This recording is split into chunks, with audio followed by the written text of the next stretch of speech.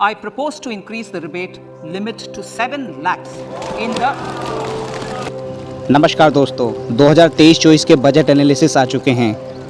ये भारतीय प्रधानमंत्री नरेंद्र मोदी के कार्यकाल का आखिरी बजट है। अगले साल चुनाव होने हैं तो बजट भी अंतरिम पेश किया जाएगा। इसे हम फुल बजट कंसीडर नहीं कर पाएंगे। हर साल बजट 1 फरवरी को संसद में पेश किया जाता है, तो इस साल भी कर दिया गया है।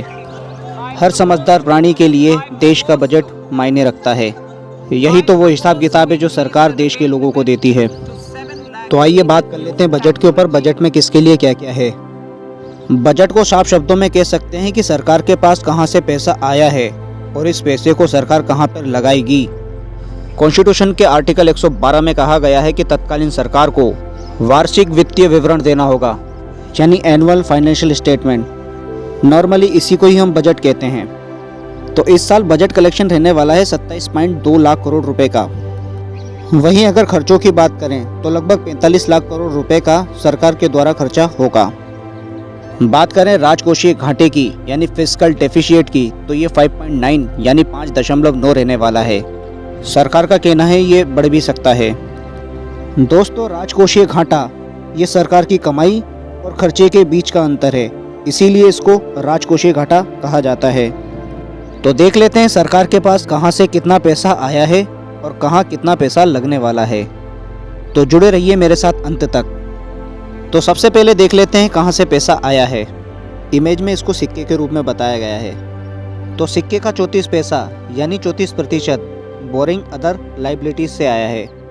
तो रुपए का 34 पैसा यानी कि 34% बोरिंग अदर लाइबिलिटी से लिया गया है, यानी ये पैसा उधार लिया गया है, या तो IMF से लिया गया होगा या वर्ल्ड बैंक से या फिर किसी दूसरे देश से।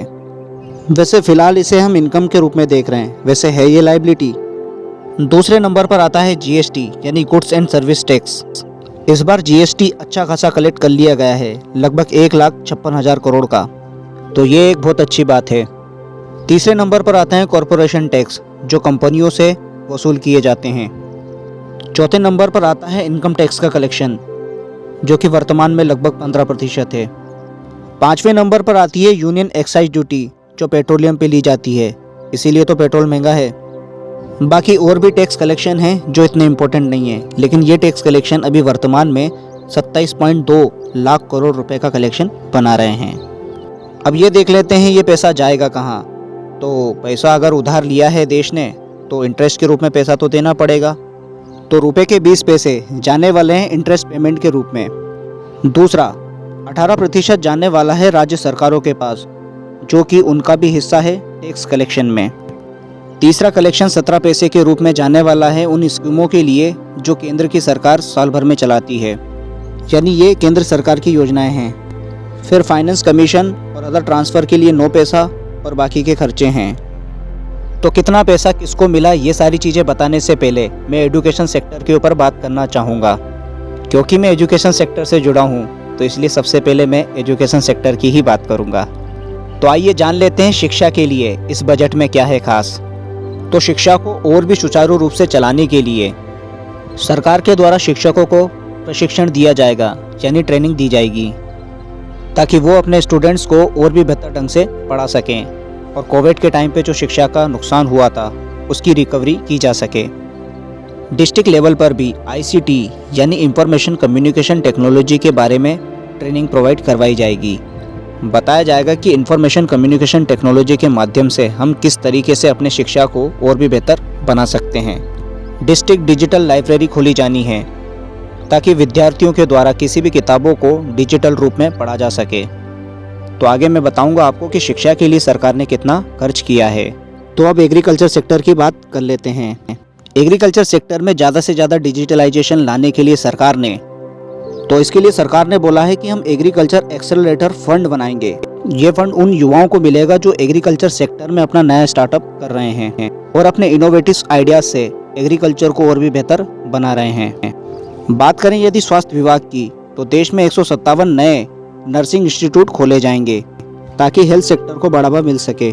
इसके अलावा एक बीमारी है सिक्किम सेल एनीमिया।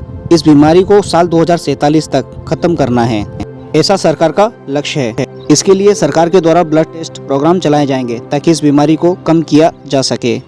और भी कई सारी बातें की गई हैं बजट के ऊपर, लेकिन मैंने इतना ही कवर किया है। अंत में जान लेते हैं किस सेक्टर को कितना रुपया दिया जा रहा है। सबसे पहले हमें इंटरेस्ट के रूप में देने होंगे 10,80,000 करोड़ रुपए। ट्रांसपोर्टेशन को मिले हैं 5,17,000 करोड़ रुपए। डिफेंस को मिले 4,32,000 करोड़। शिक्षा को यहाँ पर बहुत कम मिला है, 1,12,899 करोड़ रुपए ही मिले हैं, जो कि कम है। सरकार को इसको बढ़ाने की ज़रूरत है। स्वास्थ्य विभाग को लगभग 89,000 करोड़ रुपए मिले हैं। सोशल वेलफेयर को लगभग 55,000 करोड़। IT सेक्टर को मिले हैं लगभग 93,000 करोड़। आपको बाकी सेक्टर्स का जानना है तो आप वीडियो को पॉज करके देख सकते हैं। मैं अपने वीडियो को यहीं समाप्त करता हूँ। जय हिंद दोस्तों।